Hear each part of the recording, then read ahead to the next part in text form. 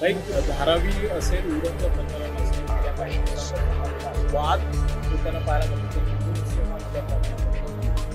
नाही, दुर्दैव आहे की जेव्हा कुठलीही हत्या होते किंवा कुठलाही अन्याय होतो आणि केंद्र सरकार, केंद्रातही त्यांचंच राज्य आहे आणि महाराष्ट्रातही त्यांचंच राज्य आहे. Data speaks for itself. मी म्हणत नाहीये, मी डेटा बेस्ड बोलते की महाराष्ट्रामध्ये मला आठवतंय 5 वर्ष जेव्हा भारतीय जनता पक्षाचं राज्य होतं तेव्हा तुमचे हे सगळे चॅनल म्हणायचे की Nagpur is the crime capital of Maharashtra. हे मी म्हणत नाही, डेटा वाईज सांगते.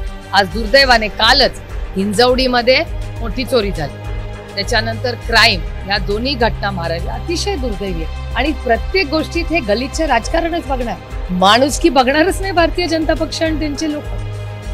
मी ऍक्च्युली माननीय देवेंद्रजींना न्याय मागेन, कारण का देवेंद्रजींकडून माझ्या खूप अपेक्षा आहेत. जरी माझी वैचारिक मतभेद असतील तरी या राज्यात 5 वर्ष ते मुख्यमंत्री राहिलेले आहेत. माझ्या त्यांच्याकडून विरोधक म्हणून पण अपेक्षा आहे, कारण का हा देश लोकशाहीने चालतो.